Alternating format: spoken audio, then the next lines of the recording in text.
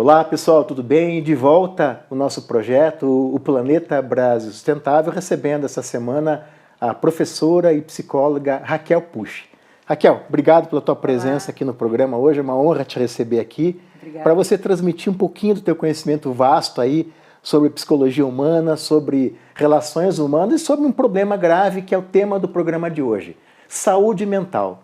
As doenças que, enfim, têm afetado a nossa vida nos últimos anos, não só por causa da pandemia, mas de um sistema, né, Raquel, que é complicado e que, infelizmente, acaba existindo no Brasil. Então, Raquel, obrigado por ter vindo conversar com a gente aqui hoje. Obrigada a vocês pelo convite, é um prazer muito grande poder estar aqui. Que bom. Raquel, como de costume, a gente costuma ler uma biografiazinha rápida do nossa entrevistada aqui no começo. Então, vamos lá, tá? A Raquel tem uma biografia longa, mas eu vou ler só um resuminho, né? A Raquel é psicóloga cognitiva e hospitalar.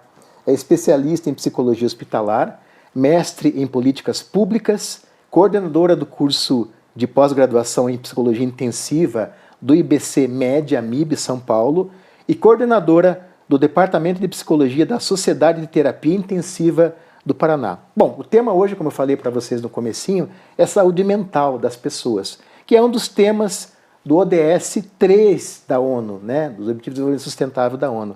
Raquel, para começar, eu queria perguntar para você o seguinte, o que diferencia, Raquel, uma pessoa mentalmente saudável de outra que possui doenças, síndromes e transtornos mentais? O que define, do ponto de vista conceitual na psicologia, a diferença entre você ser são e você não ser são? Só para começar aí o debate. Vamos começar brincando contigo, então, de médico e louco, todo mundo tem um pouco, né? Partindo desse princípio, nós entendemos que uma doença mental e uma síndrome precisa ser diagnosticada e ela tem uma representatividade no manual como DSM ou CID-10. São as classificações. As classificações das doenças mentais. E aí sim se tem uma doença mental classificada. E o sofrimento do ser humano já é uma outra característica.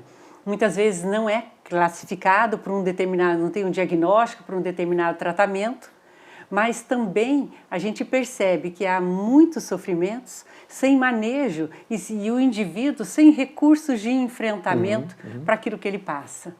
E aí você pode definir isso como doenças mesmo? Ou são transtornos? Depende da categoria, né, Da Raquel? categoria, mas normalmente são doenças.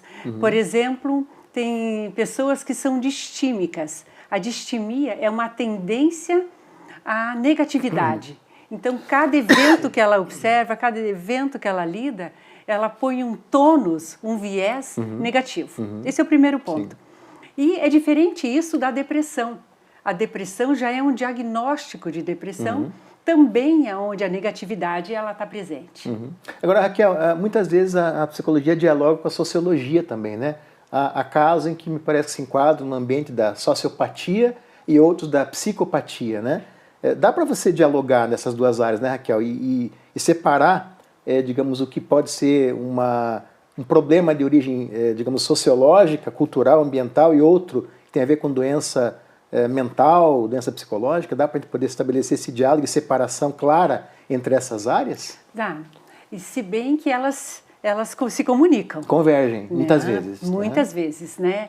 E evidentemente que o meio, né, é responsável pelo comportamento do sujeito, influencia muito. A ciência não diz quanto que influencia, mas um exemplo é uma pessoa, um antissocial.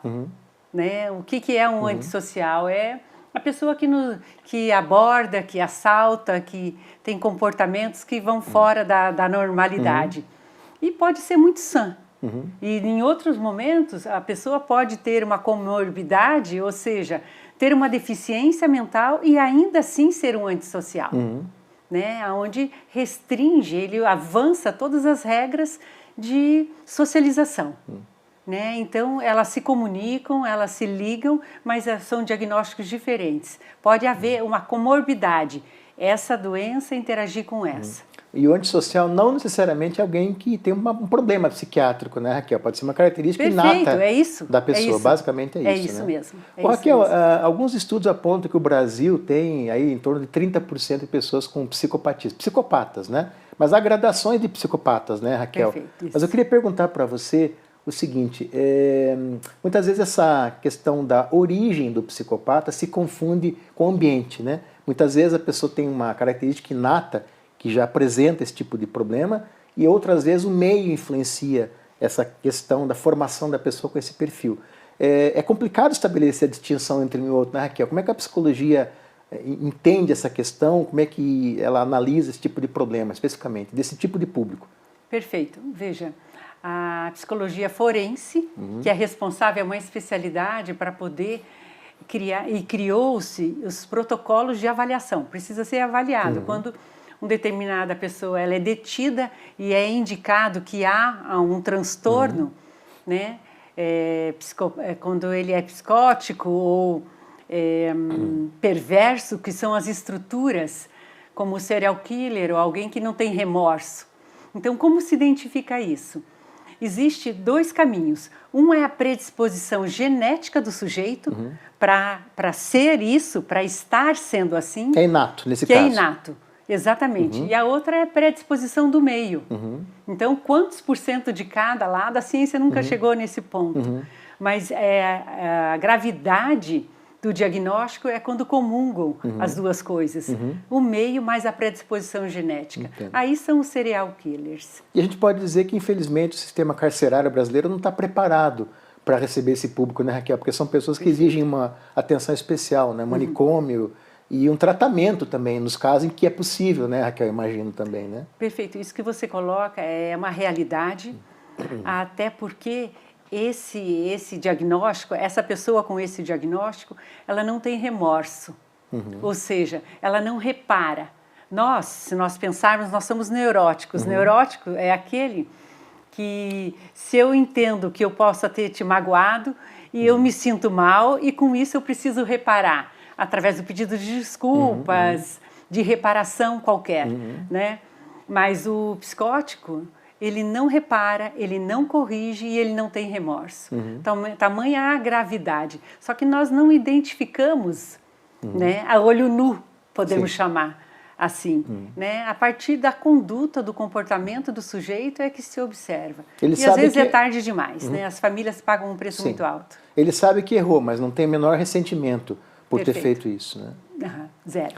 Bom, Raquel, eu queria trabalhar com você a discussão sobre alguns números bem graves e preocupantes em relação ao Brasil, né?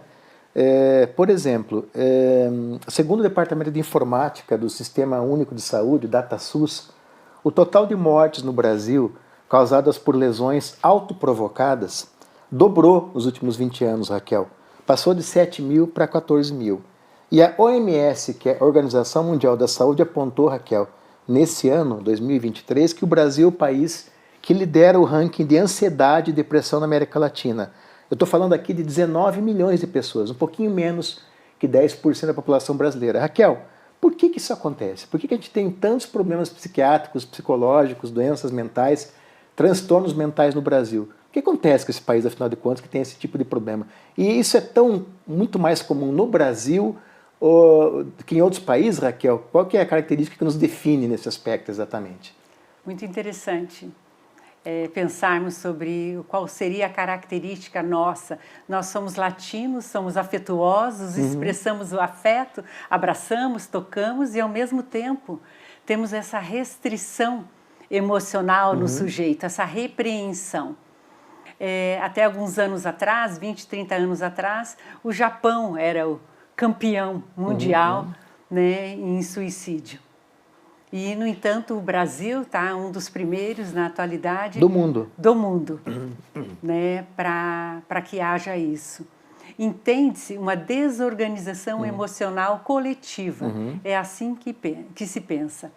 O sujeito passa a não se validar, a buscar um modelo de vida perfeito, no qual nunca é atingido. E os níveis de frustração atingem uma meta tal que ele perde o sentido da vida, perde o propósito. É falta de estrutura familiar, esse é um primeiro passo. A base. A base não é culpar os pais, não é isso que a gente pretende trazer, mas a falta de estrutura, de amparo, né, de afeto, de religião, inclusive. ou, melhor dizendo, uma espiritualidade, que são os recursos, seriam as boias do sujeito para poder se amparar devido às adversidades. E nós sabemos que cada vez mais os jovens, eles não lidam com frustração. Sobretudo o jovem, né? Eles não lidam com a frustração. Será que isso é geracional, Raquel? As gerações mais novas, geração XY e tal, não tem a ver com essa questão da geração? Ou talvez seja um problema meio que característico do Brasil pelas peculiaridades da população brasileira? Mas se nós pensarmos como uma característica do Brasil, tem um termo que nós usamos chamado Zeitgeist, que é espírito de época. É uma expressão. Né? A OMS, inclusive, coloca que o aumento hoje, 19 milhões. 19 milhões né? No Brasil. Isso, no Brasil. Tende a aumentar até 2025. Aumentar Até 2025, devido à falta de recursos, né? Ou de terem muitas expectativas e, por exemplo, onde a família tem uma condição tal e quando eles passam a assumir a própria vida, eles não conseguem enfrentar o modelo do mundo dos adultos. Por eles terem tido muitas gratificações na primeira e na segunda infância, e aí o sujeito sai no mercado de trabalho, ele não consegue se estabelecer, não consegue cumprir horários, ele não corresponde, ele precisa confrontar o chefe, então ele começa a lidar com um número tal de frustrações que ele prefere desistir do que ele dá. Então essa é uma característica, mas não é uma questão, é uma questão do povo, da população, por falta de estrutura, e não do país como um todo, assim que nós entendemos. Ou seja, a família tem papel central, digamos, na tentativa de evitar que isso ocorra, né, Raquel? Perfeito. A família é a base, é o que estrutura. A família são as fundações do sujeito. De fato, é a célula máter, né, Raquel? Raquel, vamos falar um pouquinho da pandemia, né? A gente está num cenário pós-pandemia, mas ela, enfim, teve sequelas, teve consequências gravíssimas na população brasileira, né? Falando na OMS ainda, ela apontou que na pandemia, Raquel, 25% de aumento houve de pessoas com depressão. Pois bem, passaram-se já 2 anos, né, Raquel, desde que a gente, na verdade, saiu daquela fase mais crítica da pandemia. E eu queria te perguntar o seguinte, por que nós continuamos tendo tantos problemas, Raquel? Não conseguimos superar essa dificuldade toda, mesmo já tendo superado a pandemia, mesmo tendo melhorado o sistema de saúde, né, as informações chegando muito mais rapidamente por conta das redes sociais, da própria mídia, um engajamento um pouco maior nessa temática, mas não conseguimos superar. Por que, Raquel? Será que nós não conseguimos ainda atingir um nível de, eu diria, de maturidade psicológica maior ainda no Brasil, mesmo já tendo superado a fase mais crítica da pandemia, ou tendo superado já esse problema, né? Tá, vamos pensarmos um pouquinho no histórico. O que a pandemia trouxe para nós? Uma reclusão. Nós voltamos, a família voltou a se encontrar, a se reunir. Né? Primeiramente, um casal vamos pensar assim, um casal jovem com 2 filhos, que ambos deixam os filhos na creche, na escola de manhã e pegavam no final do dia, no tempo de alimentá-los e colocá-los para dormir no dia seguinte. A partir daí da pandemia, a família passa a conviver. Essa mãe não sabe ser mãe, esse pai não sabe ser pai, ele precisa aprender esse papel, inclusive que era terceirizado para as escolas, passa a aprender esse papel e ainda, além disso, precisou desempenhar o próprio ofício, o próprio trabalho no dia a dia. Convivendo e conciliar isso. Isso desorganizou muito as famílias. Mas, ao mesmo tempo, se nós olharmos com um viés positivo, a família teve a oportunidade de conversar, de se fortalecerem, de se organizarem.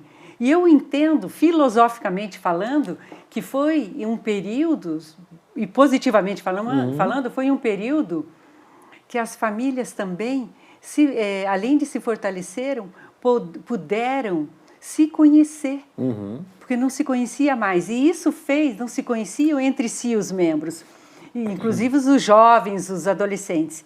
E isso vai fazer e fez com que preparasse os jovens para a próxima década. Porque nós perdemos os jovens hoje, porque eles não têm mais o contato no olho, eles não conversam, eles são abduzidos pela lente, né, pelo celular, pelo iPad, enfim, e justamente eles saem do lugar e eles não sabem se socializar, a não ser de uma forma escrita. Dentro desse cenário, o que aconteceu? As pessoas adoeceram e nós estamos um pós-trauma, um evento pós-traumático. E isso gera um impacto no sujeito. Qual é o impacto? Nós não temos e não percebemos em nós recursos de enfrentamento. O que eu vou fazer depois? Quais são as percepções que nós temos da psicologia após o Covid?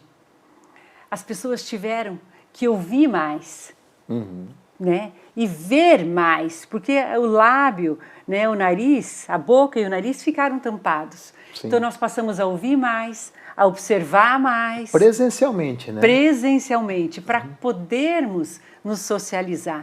Isso tem um valor para mostrar para a sociedade a importância da socialização.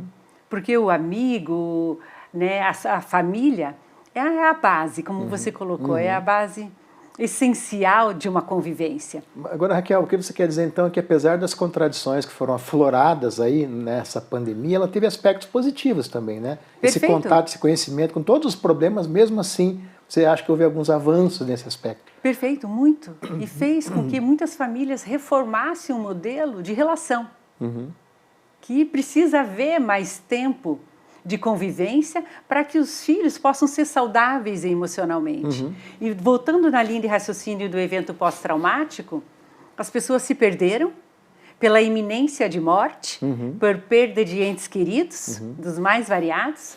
E aí, o que eu faço se eu sobrevivo? Como é que eu vivo? E isso trouxe, né, essa desesperança. E uma ressignificação também de valores. Sim. E essa desesperança fez com que a população adoecesse. Sim.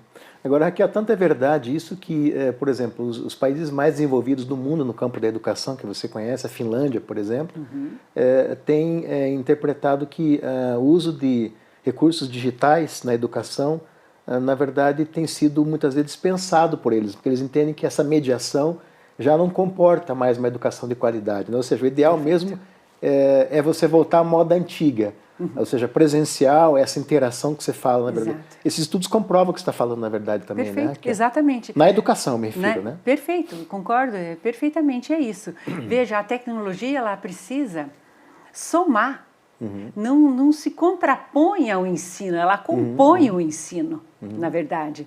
Então, a tecnologia ela é necessária, mas só a tecnologia as pessoas vão se perder, porque elas perdem o próprio propósito da vida, que é necessário como uma linha, né, mestre, aonde nós temos que seguir. Raquel, a gente falou aqui de depressão, né, dos psicopatas e tal. A depressão é o maior problema de hoje de origem mental, psicológica do Brasil. A depressão? É a depressão seguido de ansiedade. Depressão nessa ordem? Nessa depressão ordem. E ansiedade. Depressão e ansiedade. A depressão é uma doença, quem sofre por emoção tem depressão. Quem sofre por estresse, sofre por questões. E quem sofre por ansiedade, sofre por incertezas. É aquilo que eu ainda não sei, é aquilo que eu preciso me apropriar. Só que as incertezas, elas podem fazer com que o sujeito amadureça. E o que a maioria faz? Faz uma imersão, entra dentro da incerteza, entra na ansiedade e não consegue sair de lá, achar recursos de enfrentamento. Negativismo, né, Raquel? É o negativismo. Em vez de aproveitar a experiência para amadurecer e crescer, a pessoa acaba se fechando, né, Raquel, um círculo. E isso acaba sendo ruim, né? E uma coisa acaba levando a outra. Raquel, isso é mais comum, esses problemas de depressão são mais comuns no ambiente de trabalho ou no ambiente doméstico? Ou estão ambos associados? Como é que você analisa isso? Na verdade, a depressão está com o sujeito, aonde é que ele vá. Né? A depressão é a necessidade, muitas vezes, de medicação, o uso da medicação quando diagnosticado. Não necessariamente, né, Raquel? Ou sempre tem que usar a medicação? Não necessariamente. Cada caso é um caso, precisa ser avaliado para daí se indicar. Mas muitas vezes o idoso é um exemplo. Ele não produz mais serotonina, noradrenalina, ele não produz o hormônio do bem-estar. E, por incrível que pareça, a nossa capacidade cerebral, ela recruta pensamentos negativos mais do que positivos. E aí tem uma frase bíblica, se me permite colocar, claro. Orai e vigiai. Orar para eu ter força e vigiar o que eu penso.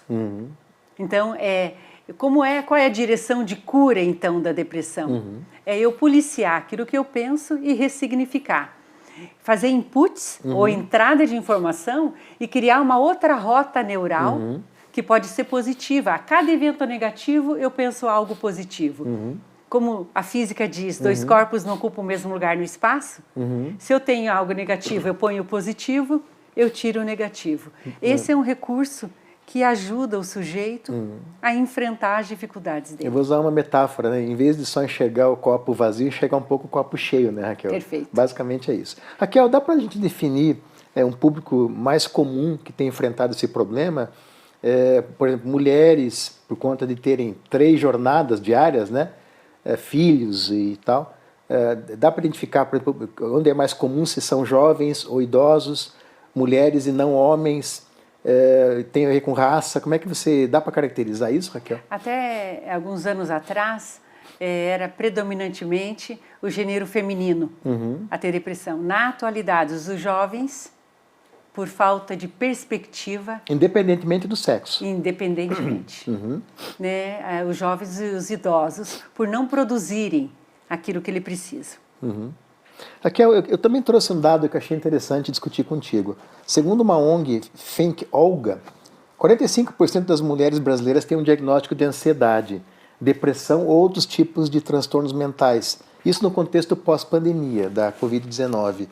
A ansiedade faz parte do dia a dia de 6 em cada 10 mulheres brasileiras, segundo essa pesquisa.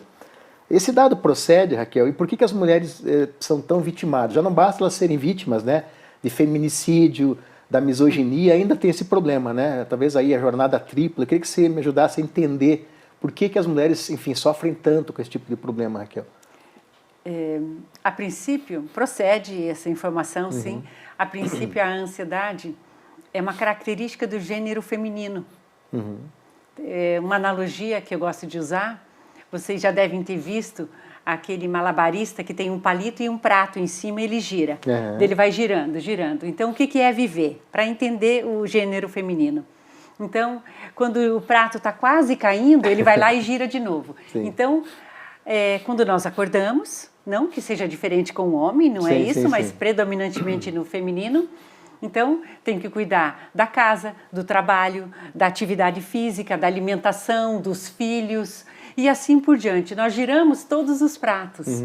E se o sujeito gira só o prato trabalho, que é jamais uma característica masculina, ainda o homem como provedor, nós estamos saindo do zeitgeist dessa realidade. Mas até pouco tempo o homem era o provedor. Isso hoje não, hoje soma-se. Mudou o parâmetro. Mudou o parâmetro. Mas a mulher precisa girar todos os outros pratos. E isso gera uma ansiedade, que é uma incerteza na capacidade de dar conta. Né? E o gênero masculino, como plataforma mental, ele se preocupa muito menos, porque a mulher precisa continuar muito bem penteada, maquiada, cheirosa, arrumada. O homem é um banho, uma barba, é o vida zen, né? Tchau. Né? Ele... já se organizou. A cobrança para a mulher é muito maior, né, Raquel? E ela se cobra. Exatamente. E ela também se cobra porque ela concorre também com as outras mulheres. Porque ela elegeu essa guerra. Né? A mulher elege as guerras dela. Então, eu preciso estar em dia, eu preciso com a minha organização, eu preciso com a família, a minha casa tem que estar em ordem, eu preciso ser uma boa executiva, trabalhar. E, às vezes, o gole é grande. E daí entra em ansiedade. E esse é o motivo, né? Essas pressões todas acabam agravando, né, o cenário já de crise das mulheres, né? Por isso o autoconhecimento, para eleger as batalhas. Né? Raquel, eu queria um pouquinho falar a gente falou só de problema, vamos parar um pouco de falar de problema, que senão eu falei do copo vazio, copo cheio, né? Vamos falar de soluções, Raquel. O que se pode fazer no Brasil para você resolver esses problemas, né, Raquel? A gente sabe que a rede de assistência de saúde mental no Brasil é muito frágil, né, Raquel? A rede do SUS, eu digo, né? Sim. Mas a rede privada também, né, Raquel? Se a pessoa não tiver um plano de saúde bom, não vai ter acesso a psicólogos, e eu não sei se todos os psicólogos estão aí sendo atendidos e são, enfim, não, acho que não tem muitas vezes planos de saúde que tem atendimento psicológico, né, Raquel? Então a minha pergunta é, o que se pode fazer concretamente para resolver esse problema, Raquel? É melhorar a rede do SUS com mais psicólogos, uma rede mais ampla, e isso gera um custo, né, Raquel? É você ter políticas públicas mais focadas nesse aspecto, é a sociedade criar uma outra ambientação, melhorar os padrões de cultura, talvez a cultura e a educação possam ajudar nesse processo, né, Raquel? O que você imagina que pode ser feito para tentar enfrentar do jeito que deve ser feita essa questão? Puxa, aí nós entramos no campo da ideologia, né? Do ideal, aquilo, qual é a causa. Pensamos que se os municípios pudessem buscar programas, né? Vamos criar compartimentos para a solução, né? E o sistema público de saúde também oferecer uma medicina preventiva, de autocuidado, na educação, nas escolas, né? Fazer com que o sujeito ele se perceba, a criança se perceba e ela encontre recursos nela também para poder lidar com aquilo que ela tem que lidar. Então e tem muitos projetos que poderiam estar sendo postos, né, de prontidão para ajudar uma sociedade. Desde das empresas, né, privadas como públicas, precisariam se unir para que tenha uma população mais forte emocionalmente. É isso que nós gostaríamos que acontecesse. Ou seja, não só o setor público, mas o privado também se envolver, apoiando essas iniciativas, né, Perfeito. Raquel? Então tá ok. Se envolver com isso. Bom, Raquel, é uma pena que o programa só tem meia hora de duração e aí a gente poderia ter aprendido muito mais aí com você, mas eu quero já te agradecer, Raquel, por estar com a gente aqui hoje. Obrigado, professora Raquel Pusch, psicóloga, dando uma aula sobre doenças, sobre saúde mental. E fica aí a dica, né, aos nossos governantes, com base naquilo que a professora disse, essa necessidade da união entre setor público e privado para construir um cenário mais saudável mentalmente a todos os brasileiros. É o que a gente espera que aconteça, né, professor? Obrigado, Raquel. Obrigado a você, pela tua presença aqui hoje. Obrigado. Um abraço, pessoal, e até a próxima semana.